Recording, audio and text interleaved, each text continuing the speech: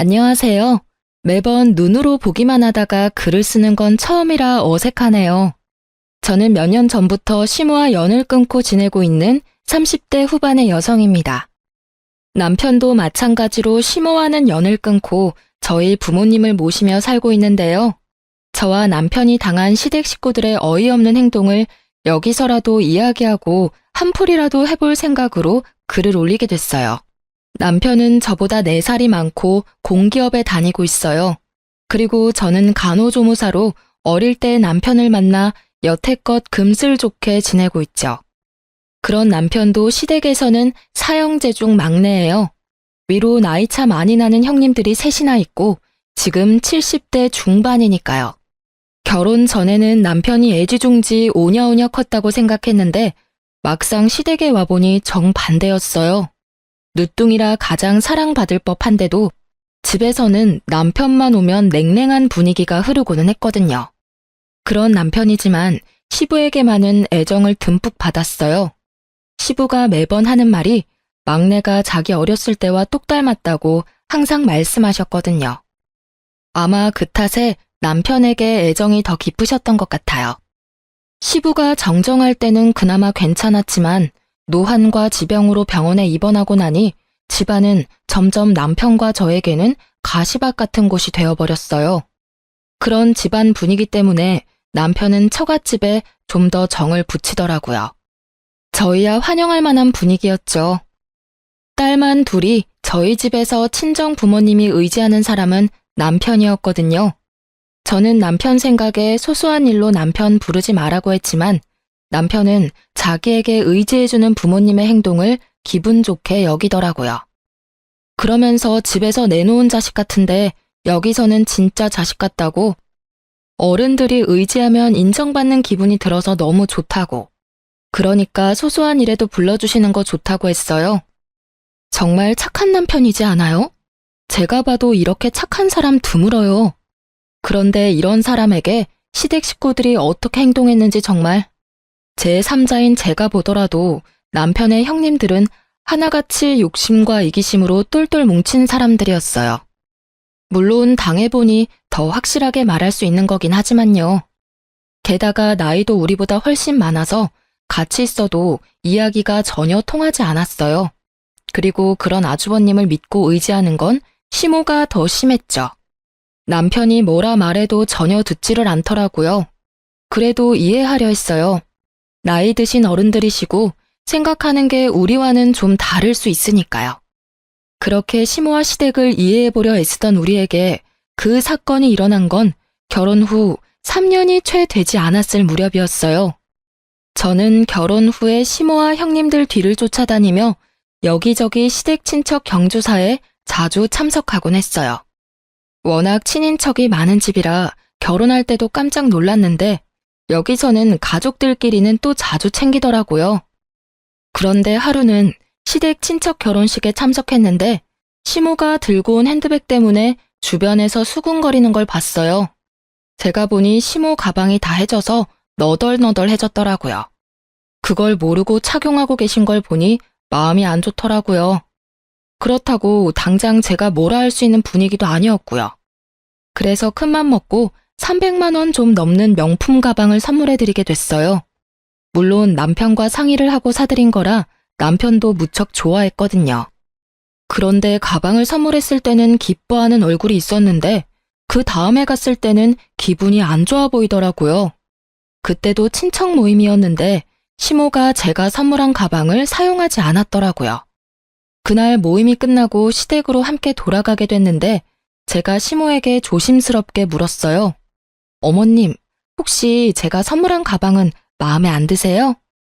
조심스러운 제 물음에 시모가 고개를 돌려 저를 쳐다보는데 그 눈이 은은하게 돌아있는 걸 발견했죠. 뭔가 이상하다 싶었는데 그때 시모가 한마디 던지더라고요. 네 눈에는 내가 그렇게 없어 보였니? 네? 그게 무슨 말씀이세요? 정말로 저는 이 말을 바로 이해하지 못했어요. 왜냐고요? 저로서는 생각해본 적도 없는 거였으니까요. 뭐가 없어 보였길래 그런 소리를 하신 걸까 싶었는데 뒤에 하는 말이 더 어이없더라고요. 내가 돈이 없어서 가방을 안 샀겠어? 그런데 나한테 가방을 선물했다는 건 내가 거지꼴처럼 보였으니 네가 선물을 한 거겠지. 어머님, 전혀 아니에요. 그런 마음에 들인 거 아니고 저번 친척 결혼식 때 어머니 가방이 너무 해진 게 보여서 사드린 것뿐이에요. 정말 그것뿐이라고요. 내가 너한테 그딴 동정심이나 사야 하니? 어디 새파랗게 어린 게 어른한테 돈 자랑이야? 가만 두고 보니까 네 시어미가 거지처럼 보이디? 정말 그런 거 아니에요, 어머님. 가방 사드릴 때도 남편이랑 상의해서 사드렸고. 듣기 싫다. 그딴 변명 들으려던 거 아니거든? 네가 사준 거 필요 없으니까 당장 가져가. 결국 시모가 옷장 안에서 꺼낸 건 제가 사드린 가방이었어요. 그리고는 그걸 제 앞에 탁 하고 던지시더라고요. 저는 시모가 왜 이런 말을 하는지 여태껏 이해가 가지 않았어요. 한숨을 쉬며 가방을 주섬주섬 줍는데 이상하더라고요. 제가 사준 가방의 짝퉁이더라고요. 저는 가짜 가방에 살짝 당황해서 시모에게 물었죠. 어머님, 혹시 가방 누구한테 빌려주신 적 있으세요? 빌려줬으면 왜? 네가 그걸 왜 신경 써? 이거 제가 드린 가방이 아닌데요. 제 말에 놀란 건 시모였어요. 하지만 시모는 이내 안색을 바로 하더니 말하더군요. 난 한 번도 안 썼어. 그거 큰며느리한테 빌려줬었는데 아니, 친구 아들 결혼식 때 쓸 가방이 없대서 빌려줬지. 저는 그 길로 바로 큰형님에게 전화를 했어요. 형님, 저 막내예요. 혹시 어머님한테서 가방 빌리신 적 있으세요? 아니, 그런 적 없는데? 죄송하지만 어머님은 형님한테 빌려주셨다던데요. 아하, 그거 빌렸었지. 그런데 왜? 어머님이 그 가방 안 쓰신다고 돌려주셨는데 제가 선물한 가방이 아니라서요. 제 거는 진품이었는데 이건 가품이거든요. 가방이 바뀐 것 같은데 짐작 가는 일 없으세요?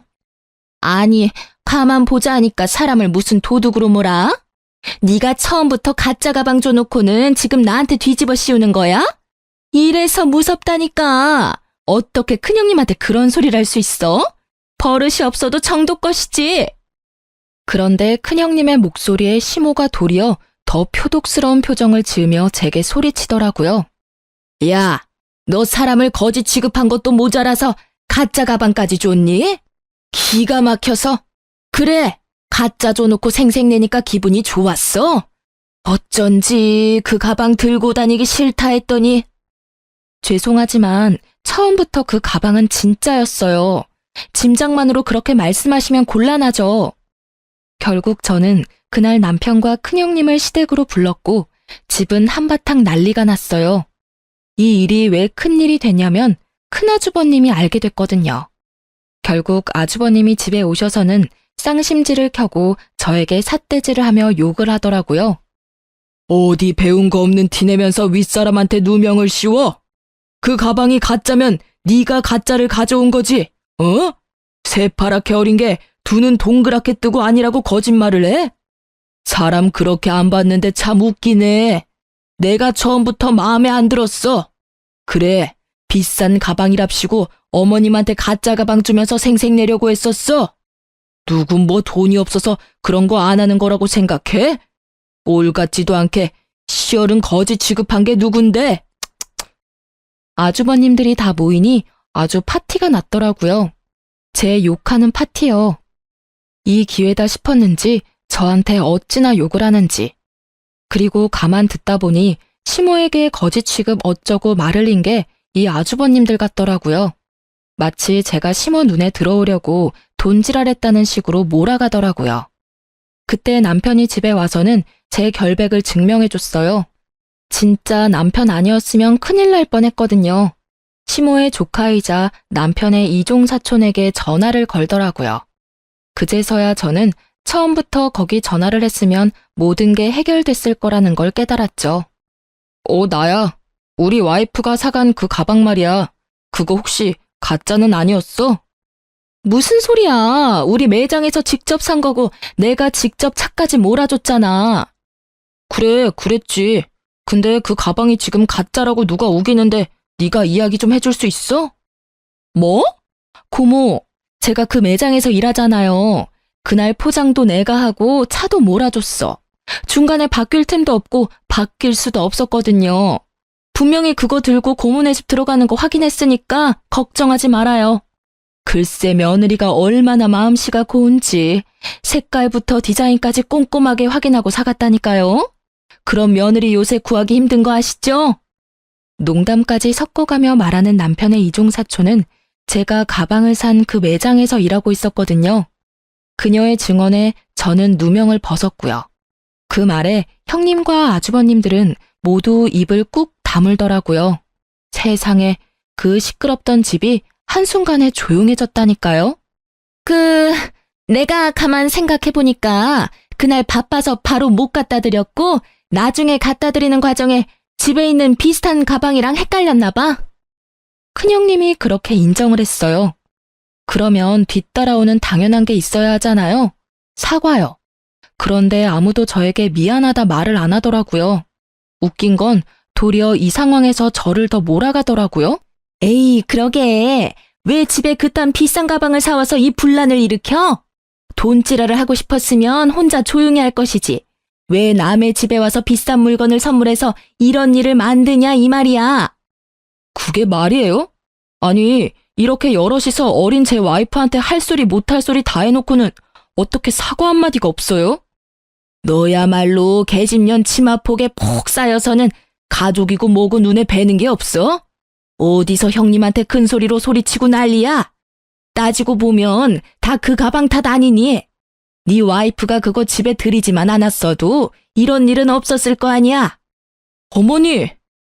남편의 절망과 답답함으로 가득한 얼굴을 보니 제가 참을 수 없더라고요. 아니, 무슨 이런 가족이 있어요? 선물을 줘도 날리고 시어머니 선물을 가져다 쓰고는 갑이 가짜를 돌려주지를 않나. 아니, 그게 왜 제 잘못이에요? 잘해줘도 싫으신 거면 이제 앞으로는 관여 안 할게요. 그리고 이게 다 가방 탓이라니. 가방은 제가 가져갈게요. 형님, 어서 진짜 가방 가져오세요. 제 말에 아주버님과 시모는 다시 들끓어 여기 쓰지 못할 욕을 해댔고, 큰형님은 뭐가 그리 당당한지 차에 가서는 곧 제가 시모에게 선물했던 가방을 가져와서 툭 던지더라고요. 남편은 시모에게 더 이상 이 집에 오지 않겠다며 선언하듯 말을 던지고 저와 함께 시댁에서 나왔어요. 결과적으로는 시모와 만나지 않게 되어 도리어 더 편해지긴 했어요. 그런데 그 뒤에 진짜 웃겼거든요. 제가 그 가방을 중고로 팔아서 나온 돈에 제 돈 좀 더 보태서 부모님 크루즈 여행 보내드렸거든요. 그걸 카톡 푸사에서 봤는지 시모가 연락 왔더라고요. 넌 뭔데 우리 아들 돈으로 돈지랄 하냐고요. 그래서 저도 답해드렸어요. 제가 벌어서 쓴 제 돈이고 그 가방 팔아서 모은 돈이라고요. 그랬더니 시모는 별말 없더라고요. 그런데 옆에 셋째 형님이 계셨더라고요. 셋째 형님이 하는 말도 진짜 웃겼죠. 아무리 시댁에 화난다고 해도 명절은 꼭 챙겨야 하는 거 알지? 일할 사람 없으니까 꼭 와서 거들어. 딱 보니 혼자 일해야 할 것 같으니 저한테 시켜 먹으려는 게 눈에 딱 보이더라고요. 죄송하지만 어차피 며느리 취급도 안 해주는 사람들 뿐인데 제가 왜 거길 가야 하죠? 남편도 가지 말자고 이야기 다 됐으니까 알아서 하세요. 저는 명절 때 남편과 함께 시부를 보러 요양원에 갈 예정이었지만 그 사람들에게 말하지는 않았어요.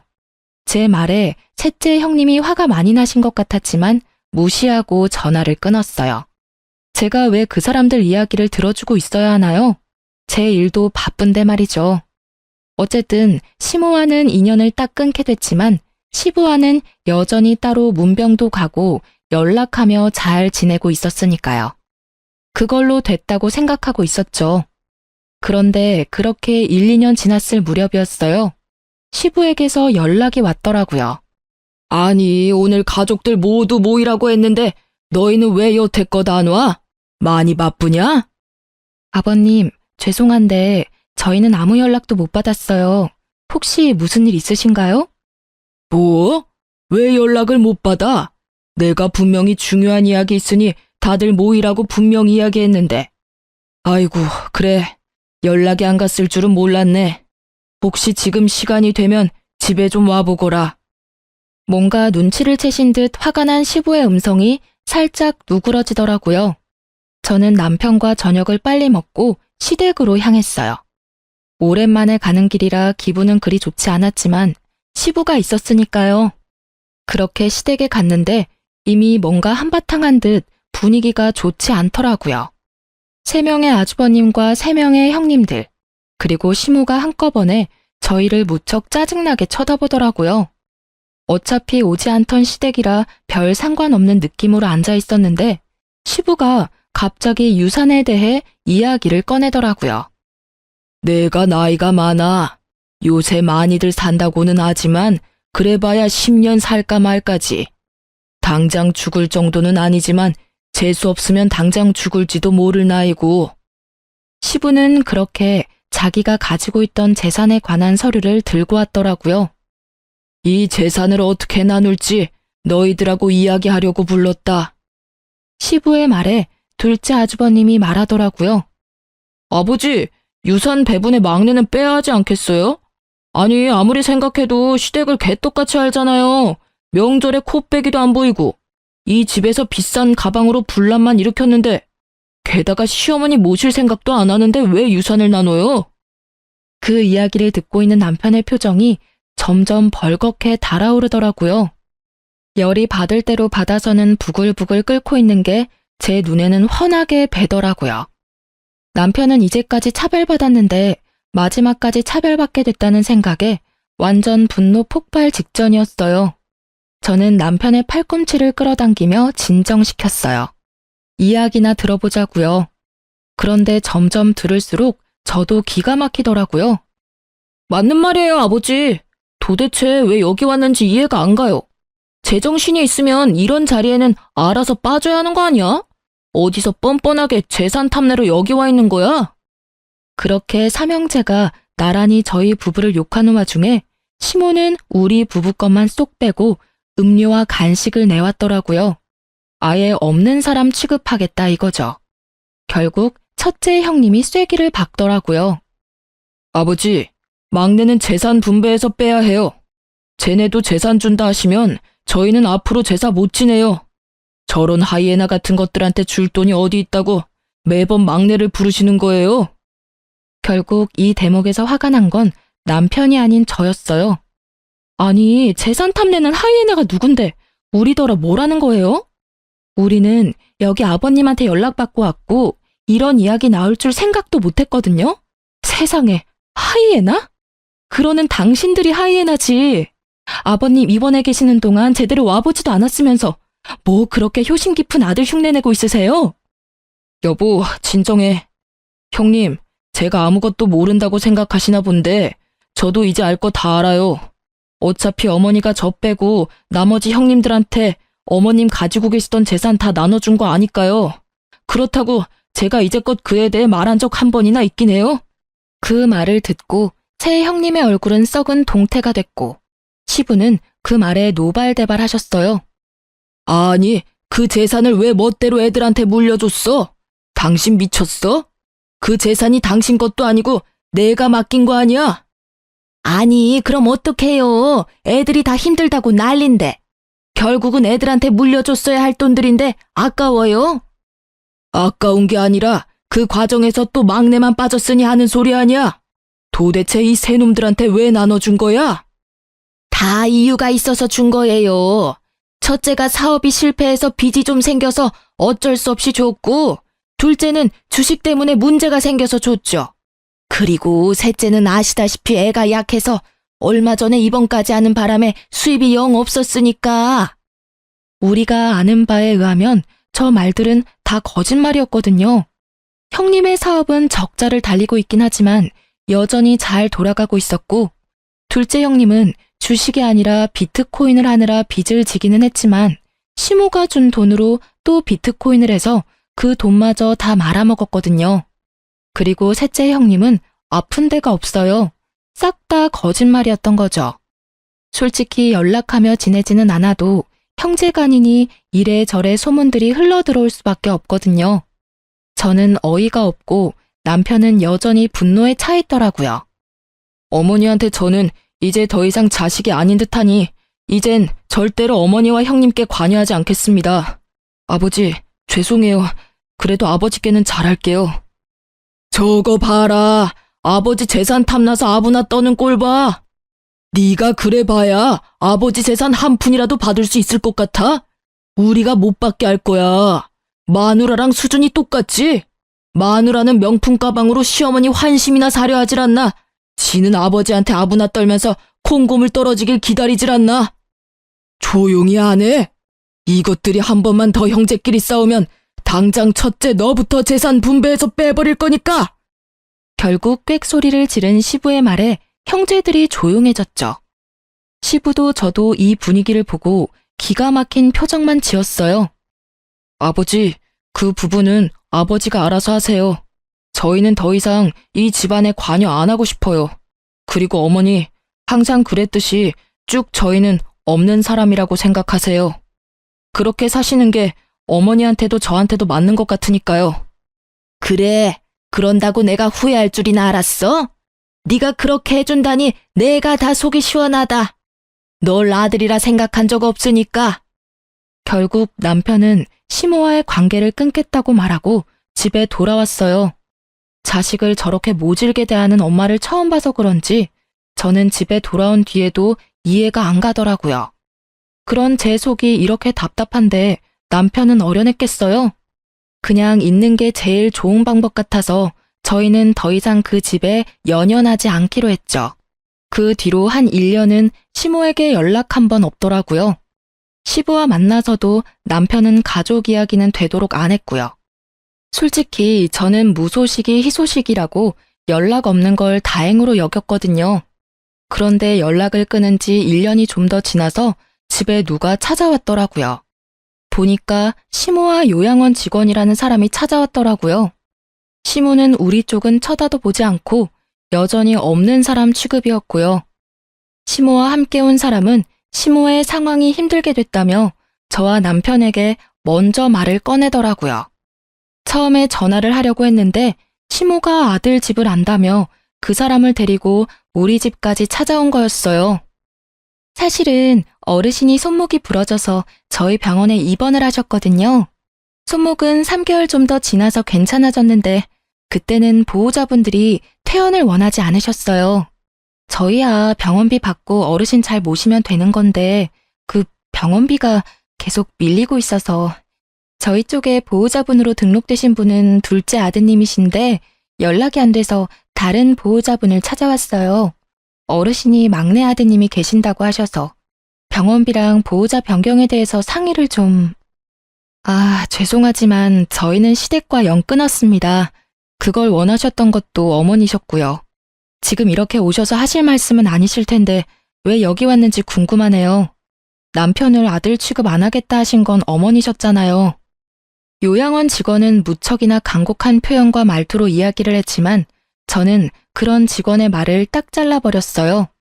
그 이야기를 듣던 시모의 얼굴이 점점 분노로 가득해지더니 버럭 소리치더라고요. 너랑 이야기할 거 없다. 나는 아들이랑 이야기해야겠어. 들어봐라 얘. 둘째가 보호자로 되어 있는데 그놈이 연락을 안 받아.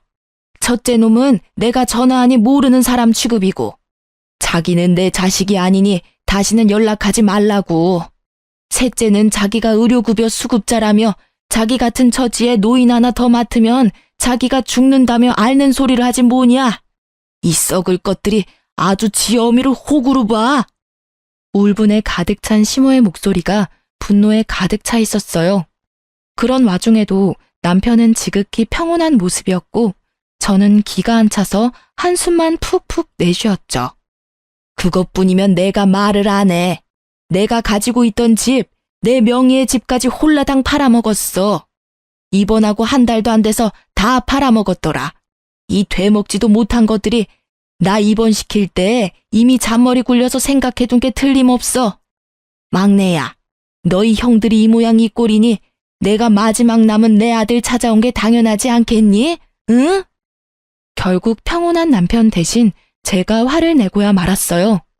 이제 와서 내 아들 운운하는 모습이 너무 뻔뻔하잖아요. 아니 어머님, 사고는 형님들이 다 치고 갔는데 왜 우리한테 와서 하소연하세요?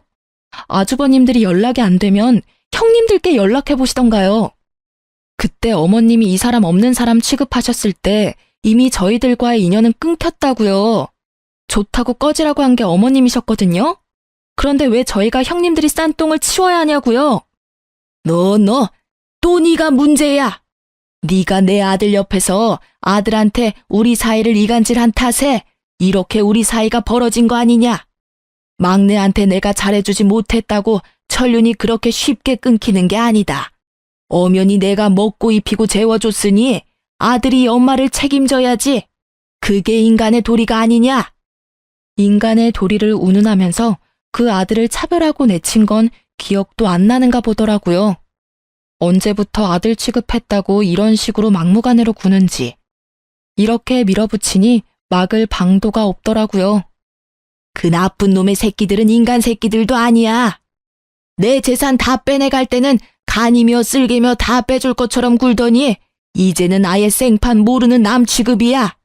이제 더 이상 이 늙은 몸에서 빼갈 것 없으니 아예 정신 나간 치매 환자 취급이나 하고 나쁜 것들. 내가 그 돈을 지들한테 왜 줬는데? 진정하세요, 어머니. 일단은 제가 밀린 병원비는 내드릴게요. 그런데 저는 어머니 보호자는 못합니다. 지금 저희도 장인 장모님 모시고 있어서 어머니까지는 못 모셔요. 그러니까 형님들 중에 누구 하나한테 연락해서. 장인 장모는 모시면서 나를 못 모신다고? 그게 무슨 말이냐? 네가 내 아들인데 왜 네가 나를 안 모시고 저쪽 집안 사람들을 모시는 거야? 왜 네가 남의 부모를 모셔? 이 나쁜 년. 네가 내 아들 꼬셔서 너희 부모 모시도록 만든 거지? 이 여우 같은 년이 처음부터 내가 알아봤어. 제가 그런 짓을 왜 하겠어요? 어머님이 이런 상황을 만들었다는 걸 정말 모르시겠어요? 본인이 자초해놓고 이제 와서 저한테 책임 전가하시는 거잖아요. 우리가 왜 어머님하고 연 끊었는지 이제는 기억도 안 나시나 보네?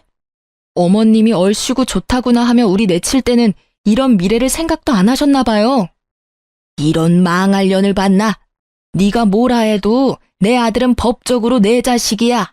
그러니까 나를 부양해야 되는 것도 법적으로 정해져 있는 거지. 난 당연한 걸 요구하는 것뿐이라고. 그만 좀 하세요, 어머니. 어머니 재산을 형님들께 물려준 것도 서운하긴 했지만 그건 어머니 재산이니 제가 왈가왈부할 게 아니라는 걸 잘 알고 있어요. 그렇지만 제가 살면서 차별받은 건 절대로 못 잊어요. 사랑도 못 받고 컸는데다가 영까지 끊자고 합의 다 본 마당에 이제 와서 부양하라고 해도 저는 못합니다. 저는요, 어머니를 엄마라고 생각해 본 적 한 번도 없어요.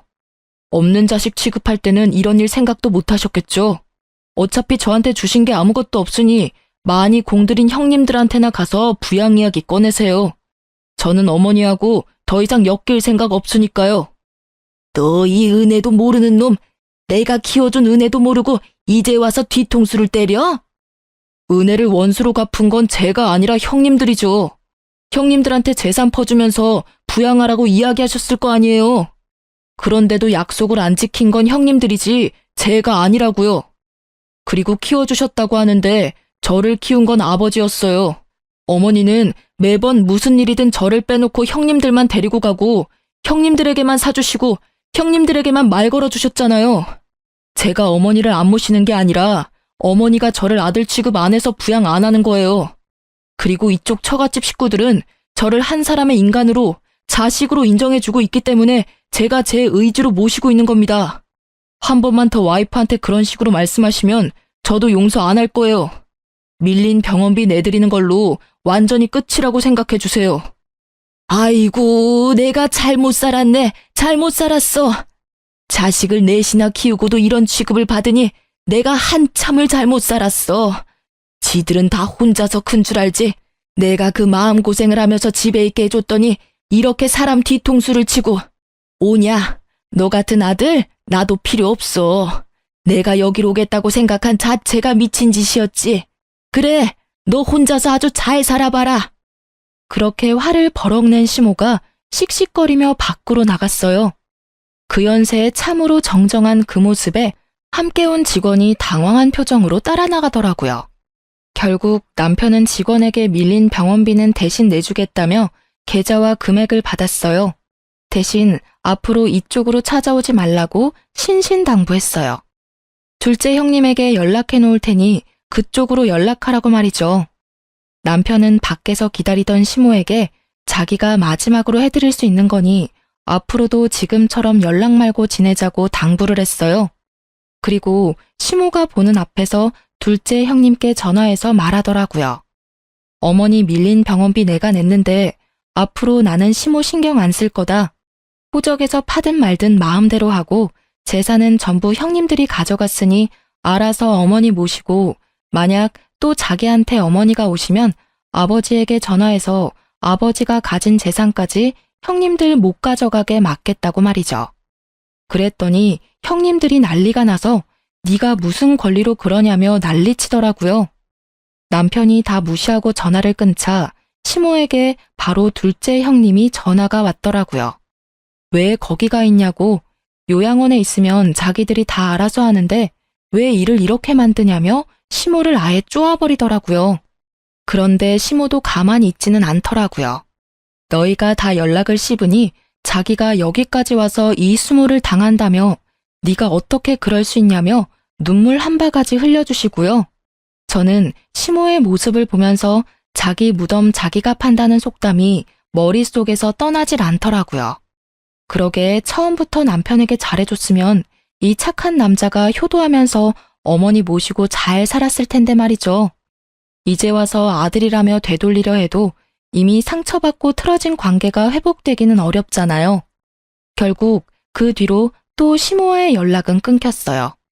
다행히 병원비도 잘 내는지 어쩌는지 저희한테도 연락이 없고요. 시부와는 자주 왕래하는 저희가 뜻밖의 사실을 접한 건 어머님 일로부터 한 달쯤 지나서였어요. 그때도 아버님이 그 사실을 알았던 건지 저와 남편을 부르더라고요.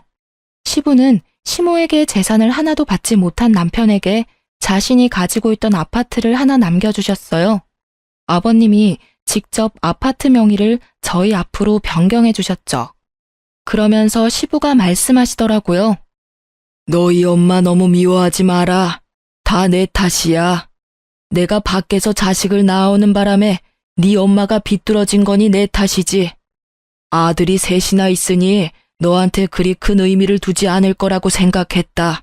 그런데 이렇게 미워할 줄은 몰랐어. 갓난쟁이 때부터 기르면 기른 정이라도 생길 줄 알았는데 그게 아니었나 보다. 내 무덤까지 갖고 가려다가 그냥 가면 네가 평생 엄마에게 사랑받지 못한 사람이라는 생각을 안고 있을까봐 내 말하는 거야. 그러니 너무 미워하지 마라. 그제야 모든 게 이해가 가더라고요. 남편이 이복자식이었는데다가 바람을 피운 시부와 똑같이 생겼으니 시모가 더 싫어했던 거예요. 남편은 그제서야 마음이 좀 편해졌더라고요. 그런데 제 생각과는 다르게 자기가 미움을 받는 이유를 알게 돼서 마음이 편해진 게 아니라 시모와 진짜로 피가 통하는 사이가 아니라는 걸 알게 돼서 개운해진 거라고 하더라고요. 딴에는 천륜이니 그런 걸 엄청 신경 쓰고 있었던 모양이에요. 그렇게 저희의 마음이 안정을 찾아갈 무렵 저희는 생각지도 못한 곳에서 시모와 재회하게 됐어요. 바로 남편의 사촌네 결혼식에서요. 저희는 결혼식에 간 건 아니었어요. 사실은 친정 부모님 모시고 웨딩홀 근처에 식사하러 나온 김에 호텔 근처 야외 커피숍에서 커피 좀 마시고 있었는데요. 하필 호텔에서 우연찮게 고모님을 만나게 됐거든요. 그때 고모님과 함께 있던 게 시모였어요. 시모는 아무도 신경 써주지 않은 티가 나는 그런 모습으로 결혼식에 와 있더라고요.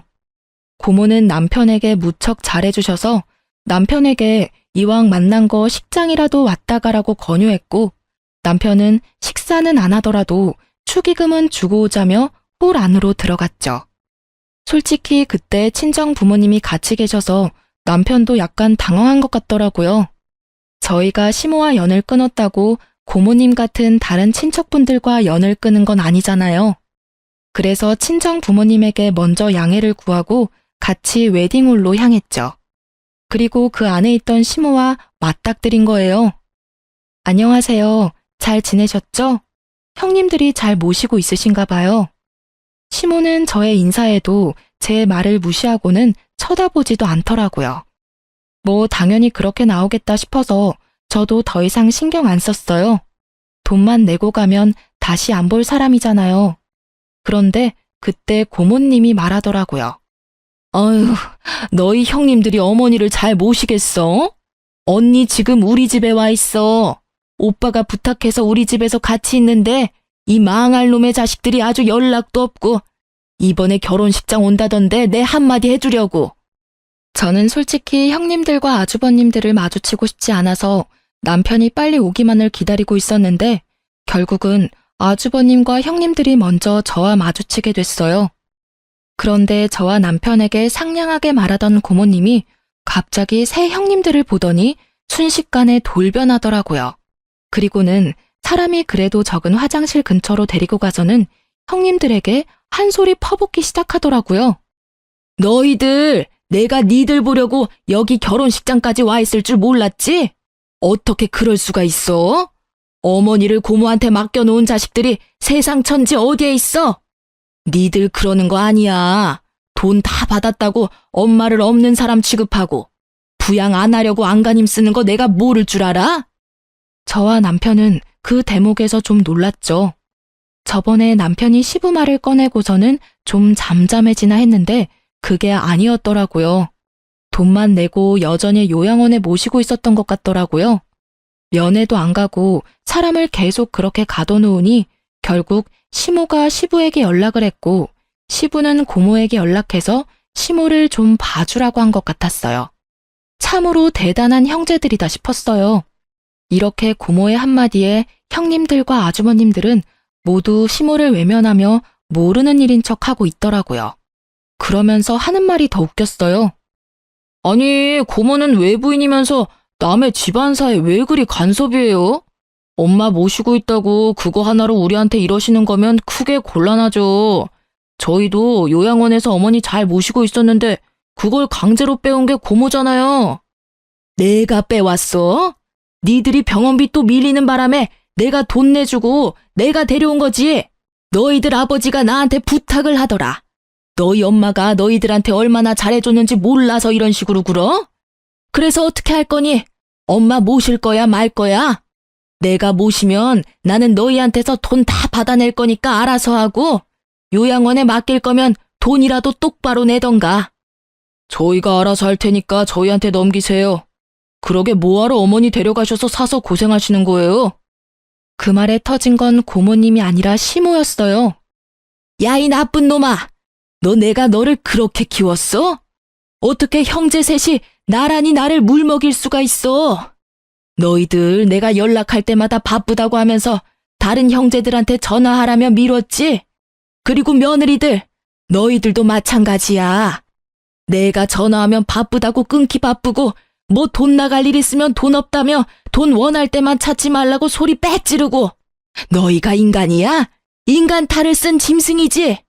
그래, 나한테서 돈 될 만한 거 다 가져가고 나니 이제 이 늙은이는 바람 빠진 풍선같이 쓸모가 없지?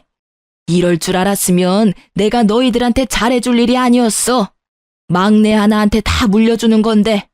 봐라, 지 부모도 아닌 처가 식구들까지 챙기며 살고 있는 걸 봐. 내가 저걸 보면서 얼마나 후회가 됐는지 아냐? 나한테 잘하겠다고 입으로만 백날 이야기하는 너네들이 아니라 행동으로 모든 걸 보여주는 막내한테 투자했어야 했어, 이 망할 놈들아. 결국은 시모의 분노가 터져버렸고 아주버님들은 또 그들대로 골이 날 대로 났더라고요.